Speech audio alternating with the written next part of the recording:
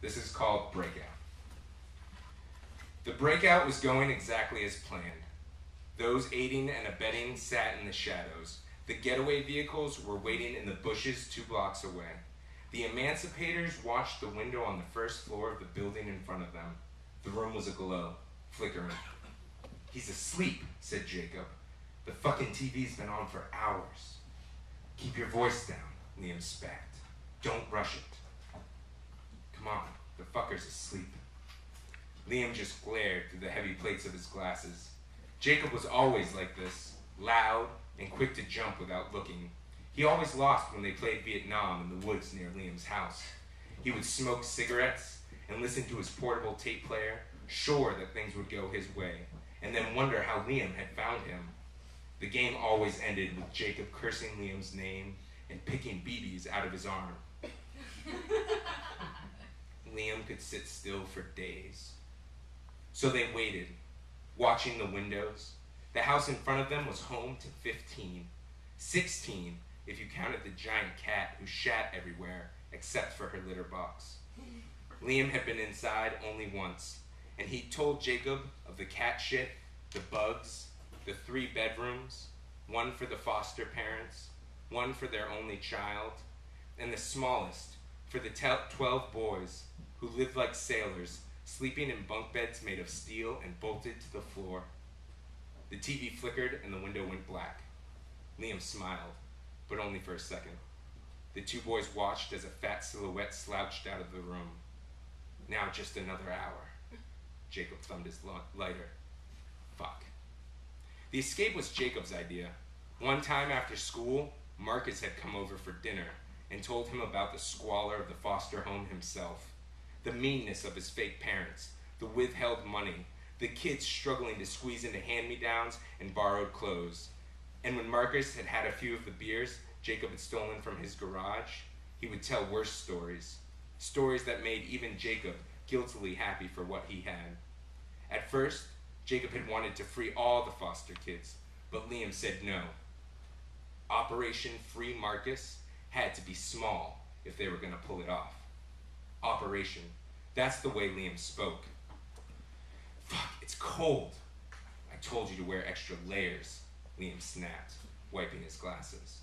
They waited, camo paint streaking their faces, dark bandanas tied around their heads, like child-sized mannequins in the window of an army surplus store. Tunnels had been considered, hang gliders mentioned, a D-Day-esque invasion out of the question. In the end, Liam had decided the easiest way would be for Marcus to sneak out the back door, with Liam and Jacob keeping an eye on the sidewalk for witnesses. "Hey, shitbags, up here!" Jacob and Liam froze. "What, can't see your brother in the dark?" Marcus stuck his head out of a second-floor window. "I'm kicking off this plan early." "No," Liam hissed. "That fat asshole could be faking it." "See you in a sec." Marcus's head disappeared into the house. Liam turned to Jacob, who was already lighting a cigarette. They avoided the street, cutting through the Little League field. It was late on a Tuesday, but there were still a few older kids smoking weed by the backstop. The 3 boys sprinted past the unwelcoming dugout, across left field, and into the trees beyond, where they'd stashed the getaway vehicles. Jacob had traded a carton of his father's Camel Lights to a high school junior with a pickup truck to bring him the 3 bikes, all of which belonged to Jacob's family, down earlier that day. He traded him another 2 packs to promise not to steal them. After 2 blocks on Main Street, the boys cut off onto the dirt straightaway behind the metal heaps of Woodward's junkyard, their laughter reverberating off the rusty piles of abandoned machinery. They headed towards Liam's house, 12 miles away.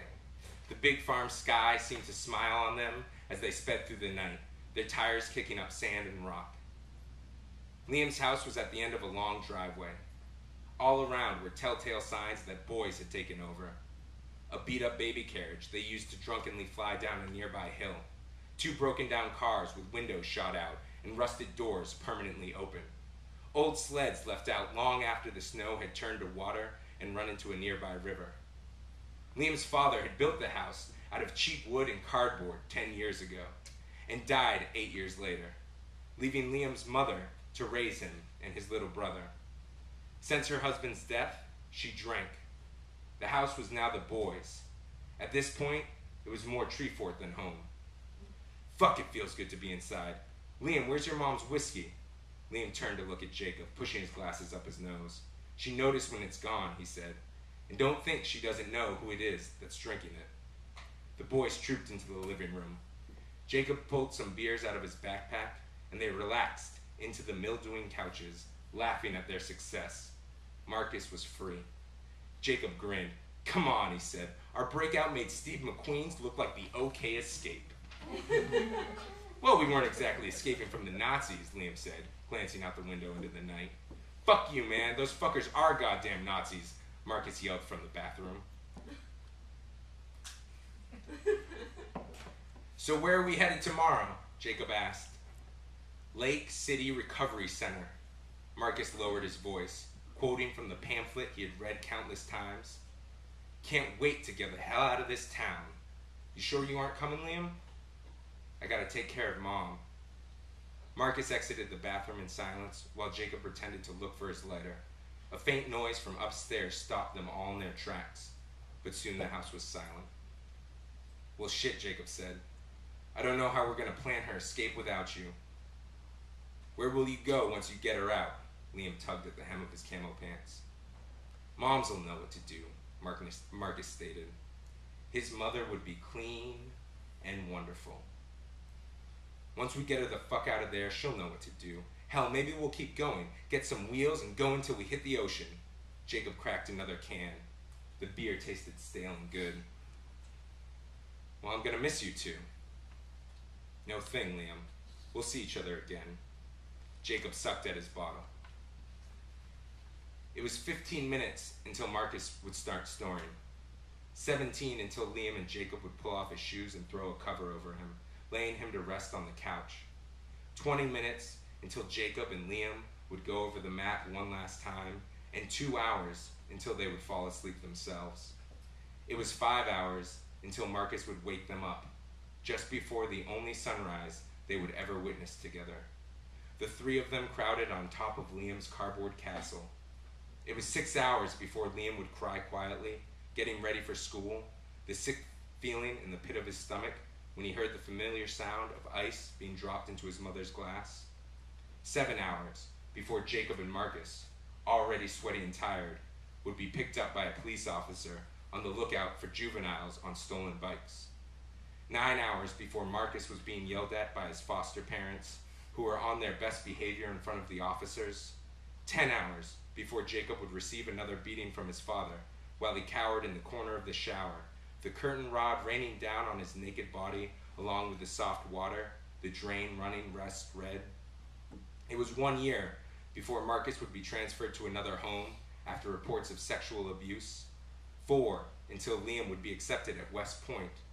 Another 7 until Jacob would stumble out of his 5th car wreck, amazed at his inability to die. It was 9 years until Marcus's first child was born. Another decade until Liam would be killed in a small Afghan town by a bullet shaped by rocks, fired by a gun made in caves.